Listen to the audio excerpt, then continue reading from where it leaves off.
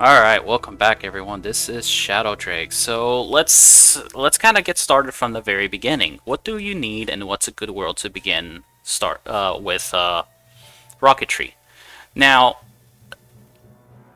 for one of those worlds, the asteroid belt, I'm not sure if it'll survive through the beta, but as it is currently, it's ironically one of the worlds that you can get started a little bit easier in Rocketry.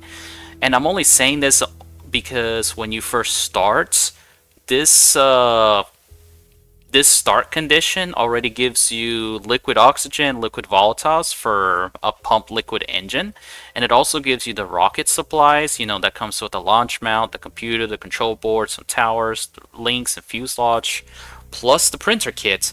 So it does get you started to a degree as far as building rockets, but you also get a stack of all the basic ingots you need. Your iron, copper, gold, silicon, some steel, Invar, electrum, constantan, and solder. And it gives you a pretty good starting amount.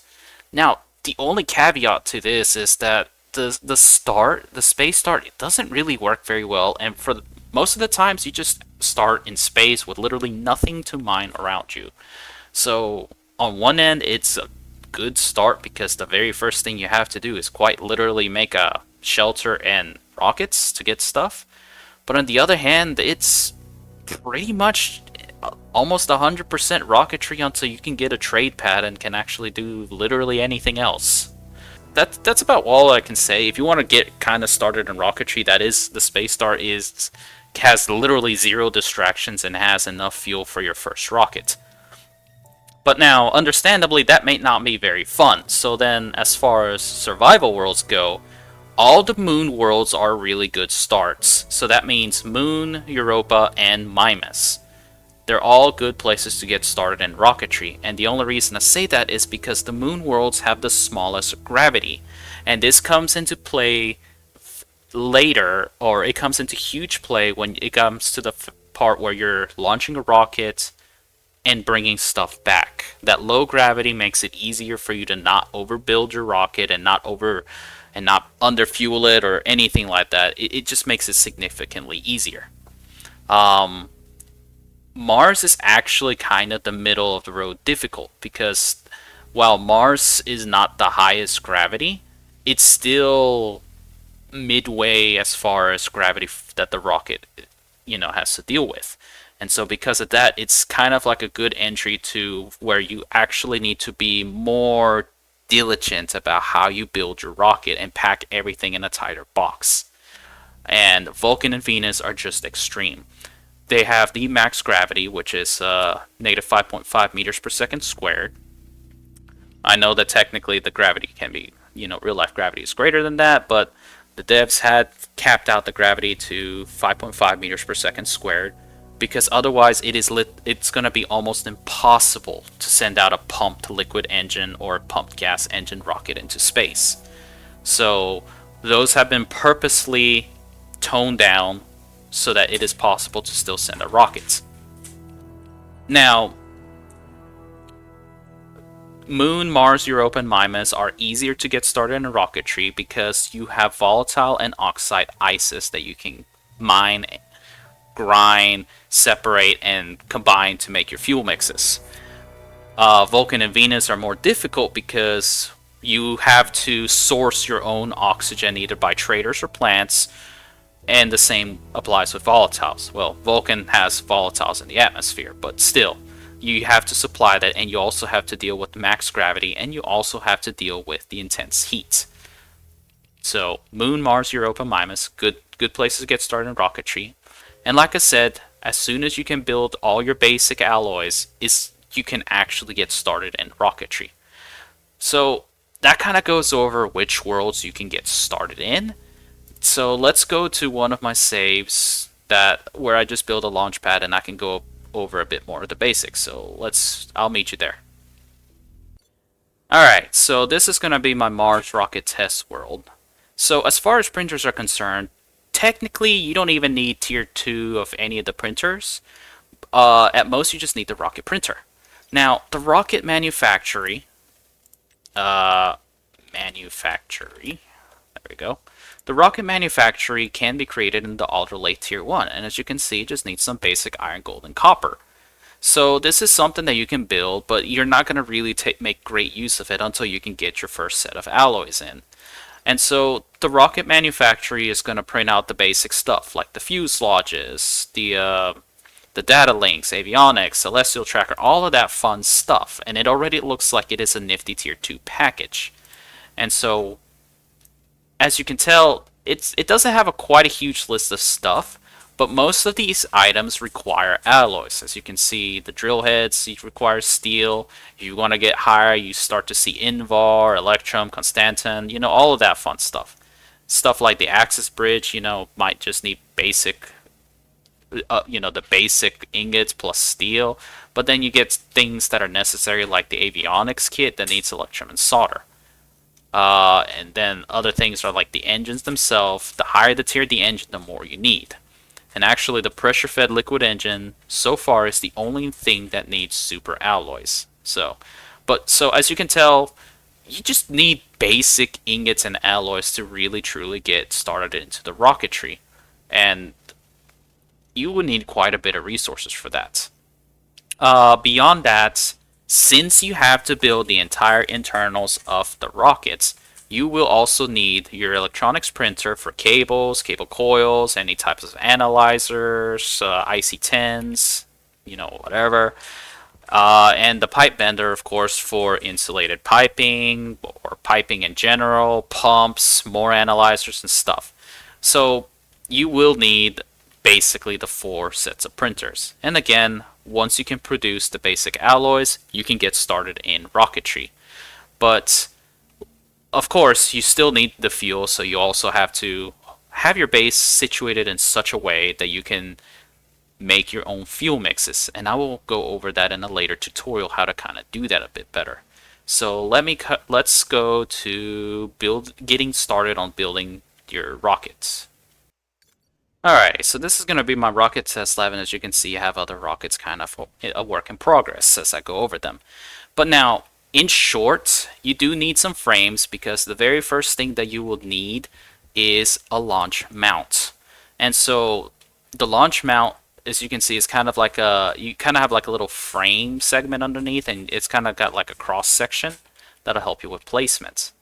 Now, as you see, it does need supports, so you do need to make a set of frames in like cross-shaped section with the space in the middle, and then that's how it fits. Now this launch mount is critical because wherever you put it, that's where the rocket will return and launch from. You can have multiple launch mounts, and if you have a single rocket, you can send it up to space from one mount and then come back and land on another mount. So this is a possibility for transporting materials from place to place, but it is extremely expensive fuel-wise. So let's just go over putting the frame mount. So as you can see, you can just place it, and it requires just basically steel sheets. Ironically enough, you need a screwdriver to start, and then you basically weld the rest. And I'm just gonna keep getting stuff. And that takes care of the mounts. And as you see, each mount will have its own unique code, and that's how the game signifies where a rocket is going or entering and all that stuff. That'll be made a little bit more apparent later. Now, next up is actually going to be the fuselages, and the fuselages are what determine how tall or big your rocket is. But you have to pay close attention to these because this all matters with weight. But you won't be able to really tell the weight unless you look them up. So if we start to look at the fuselages, we can see the weights. Kit fuselages, you see we have different types of mounts and different types of looks for them. So we do have some customization options for how they look, and you can spray paint them, but it's not going to be very big. The first thing you're going to need is, of course, the engine mount. And as you can see, the engine mount contributes 100 kilograms of mass. Now, the other cylindrical fuselages contribute 250 kilograms of mass. This is very important to know because gravity will heavily affect how hard it is for the rocket to lift off and return. So the more fuselages you use, obviously the heavier your rocket becomes. surprisingly, the fairings do not contribute any mass at all, and you can build stuff inside them. So definitely top it off with the fairings so that you can build a little bit of extra stuff without contributing any mass. So to get started, I would usually recommend about 5 to start with, but if you go to the heavy worlds for Venus and Vulcan, you definitely need much later. But 5 is a good starting point, especially for size of a rocket, but you can make do with less. And honestly, use less is more for rockets. If you can fit more stuff using less fuselages, that would be the best thing for you. So first things first, you put the engine fuselage. And after that, you probably will need to use your jetpack and start to add the cylindrical fuselages. Like so. You don't want to fully weld them up just yet, and different kinds doesn't really matter. It just affects the looks, you know, and top it off with the fairing. And as you can see, that's basically a nice little rocket with some space. Now, the next thing you should do is decide on an engine. Now, on this video, I'm not going to cover the strengths and weaknesses of engines. That's a whole huge section that I will cover for another video. So just for the purposes of this tutorial, I'm going to go on ahead and just build a pump gas engine, like so. And it does require that you finish the build. And if I remember right, I need some pipes. Yep, I need some pipes first. And then I need to weld it up with some steel sheets. Now be careful with welding that, because you can weld the fuselage, and you don't really want to weld it because it kind of closes it off. It looks like on an update the devs might add a door so that you can actually open and close parts of the fuselages, and this is going to come into play later. But this is going to be the very basic minimums that you need in order to see details in your rockets. So now, once we got that, the next things we need are going to be your control towers. Now, the control towers can be as close to your rocket as, you know, like literally one frame away, or they can be as up to, let's see, 1, 2, 3 spots away. And again, you kind of want to make your launch towers as tall as your rocket is, you know, tall. Your control towers are going to be what's going to house the umbilicals, and the umbilicals are needed to control power going into your rocket, fuel, and cargo. And so, of course, the next thing we're going to do is kind of work on making our umbilicals for the rocket, as well as get a battery in there. Now, ideally, I would recommend that the battery and the umbilicals are in such a way that you have the ability to route cables correctly. Like, I wouldn't recommend it to be at the very bottom of the rocket if you can avoid it, unless you're going to use very few batteries. One of these batteries holds, I believe, as close to a small station battery, and it's going to matter because your rocket cannot recharge in space. So you have to be extremely careful that you have enough batteries to handle the entire trip of the rockets, especially if you're going to leave it idle in space. And I'll kind of go over that a bit later. But to copy someone's design, I really like having the batteries at the top, because at the very top, then you just, you know, the batteries being at the very top will just allow you to have a very easy time to route power one way, and that's it. So I'm just going to build 2 batteries. Now, to get power in the rocket, you do need an umbilical. You have angle connections, and then you have the straight connections. So you do have a lot of leeway for the customization. As you can see in the build ghost, there is a large circle in one side, and of course a little arrow for power out icon on the other. The arrow with power icon is supposed to be in the internals of the rocket. The little ghost circle over here is supposed to be what the umbilicals connect to from the launch tower. So you have to keep that in mind, that that circle has got to face your launch tower. And I believe it has to be really close to the edge. Oops. Close to the edge for the tower to see it. I do not believe that the tower will see that. And as far as tower is concerned, what I typically like to do is use the jetpack and kind of glide my way out so that you have the perfect leveling for the tower, and then just connect it. Now, oh look, it's actually gonna, it might actually fit. Now, on the tower side, let's go over that. Depending on the umbilical you use, you have different connections. The centermost point will always be whatever the umbilical is meant to do. So a power umbilical will have a power connection in the center. A gas umbilical will have a gas pipe connection in the center. Same thing for the liquid pipe connection in the center. Or a chute umbilical will have a chute connection in the center. That is a very easy way to tell exactly what the umbilical is meant to do.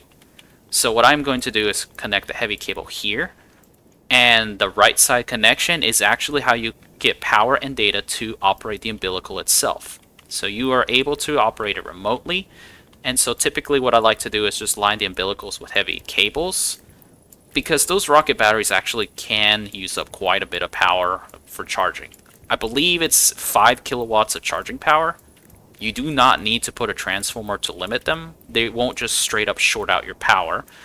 But it is good to know that you do need at least heavy cables so that you don't just constantly keep popping like cables.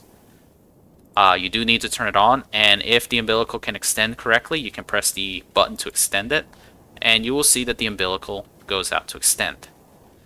Now, I actually was not aware that the umbilical could extend for all of this space. This is not good practice to have this much space, because you do want to maximize the amount of space that you use in your rocket. So I'm just going to remove it and just reconnect the center like that.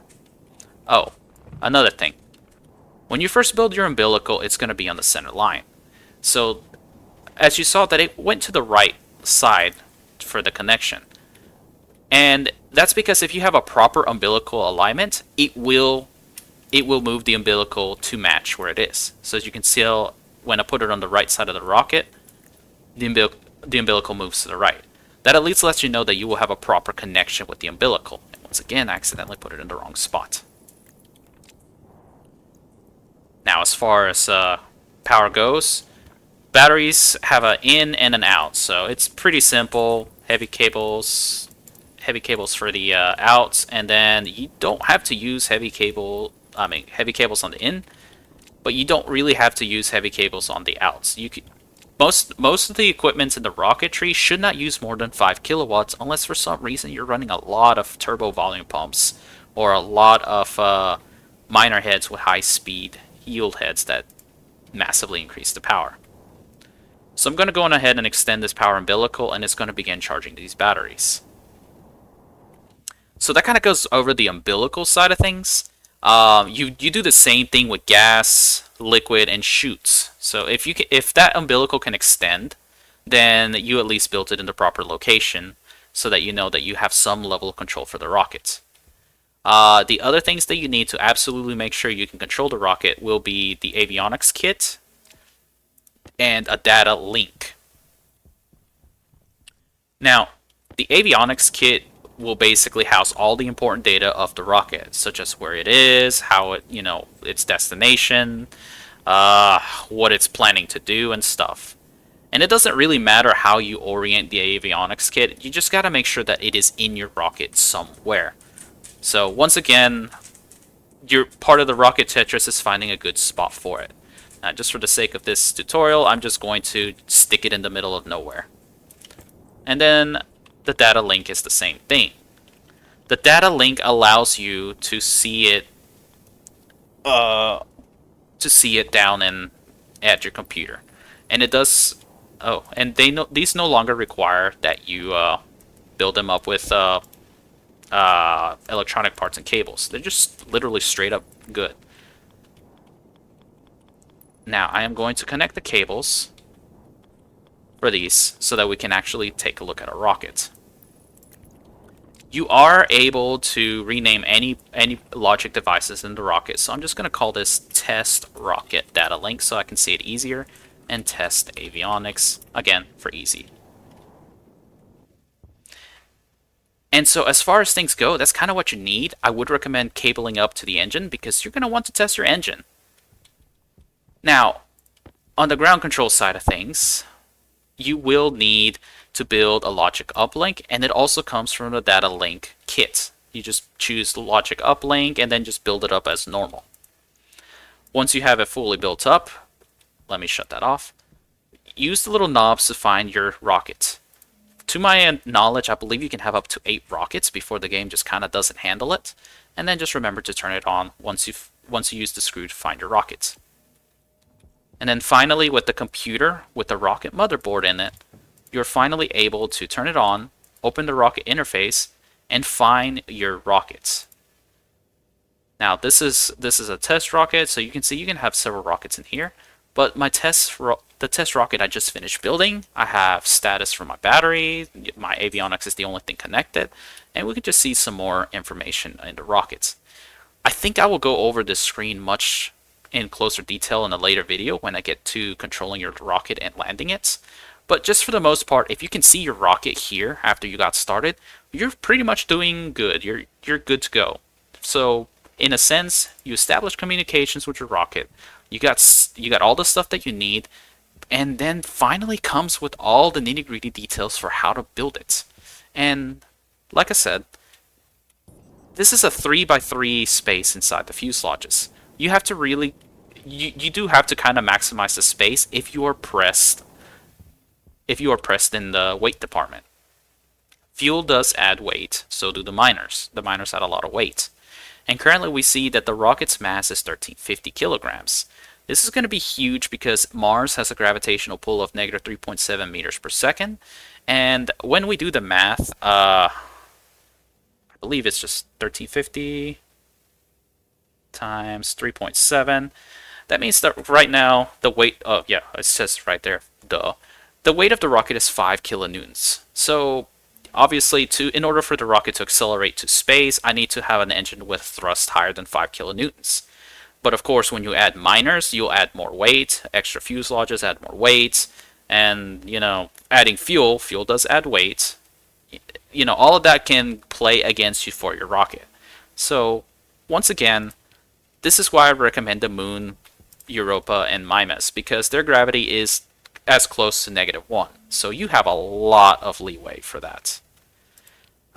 So that's what I'm going to go over for this section. As far as building the internals of the rocket, I can just kind of give you this to just kind of show you what I'm talking about. See, I'm trying to keep all of my fuel and stuff inside, but I think I'll go into greater detail as to how to really orient your rockets. Next up, I'm going to cover actually how to use a volume pump for fuel mixing. Because I feel that is going to be extremely helpful to you, especially if you go for the pressure-fed engine, or just making your own fuel mix. So, hope to see you then. Thank you, and have a good day. Bye-bye.